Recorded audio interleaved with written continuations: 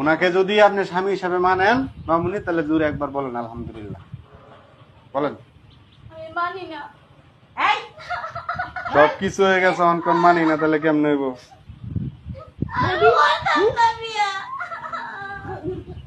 মারেন না, আর মারেন না। মেয়ের একে তো জোর করে বিয়ে দিতেছেন, বুড়া বুড়ার লগে আবার মারতেছেন। মারেন না মামুনি।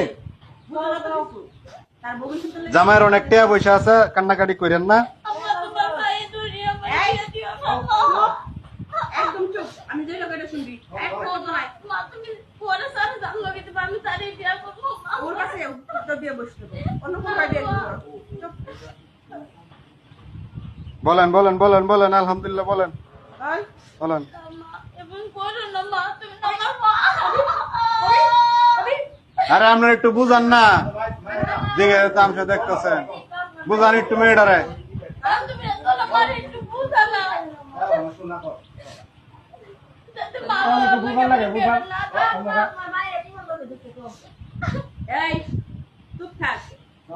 বলে বলো মামুনি, বলে লো। সাইন দিছ, টিপসই দিছ, সব হয়েছে, খালি আলহামদুলিল্লাহ বলে আলাও। দিয়ে দিবি এমনি, আর কবি ফোন লাগবো না।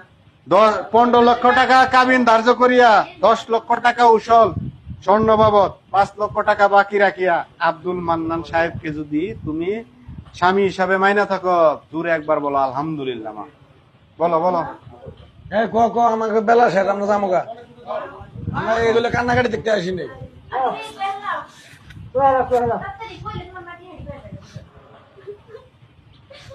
আল ফল কেউ কথা কেন না, তুমি শেষ কইরা দিলা। আল ফল কেউ কথা কেন না। দেখি মামুনি বলেন বলেন আলহামদুলিল্লাহ বলেন, বল, কান্নাকাটি করে লাভ নাই। আমার কত দেখতেছিস না। আপনার মেয়েরা রাজি করেন, তাড়াতাড়ি রাজি করেন। বলেন বলেন মামুনি, কবুল বলেন, দেরি করেন না গো, নামাজের টাইম হয়েছে, যাইতে হবে আমার। এই যে তাড়াতাড়ি বল, কালি সব কতক্ষণ বসে থাকবো? মা বিয়েটা বাদ দিও না মা। সব পড়ানি শেষ, তোর কবুল কবো না, আমি এমনি তোরে দিয়ে দিব উড়াইয়া। কবুল আমার লাগবো না, এমনি দিয়ে দিব, লাগবো না আমার। আরে কবুল শোনা লাগবে, একবার বলেন। হ্যাঁ মা বলেন বলেন বলেন একবার বলেন আলহামদুলিল্লাহ। এই কবুল কর। বলতেছি মা, বলতেছি, আর এমন মা। করো না।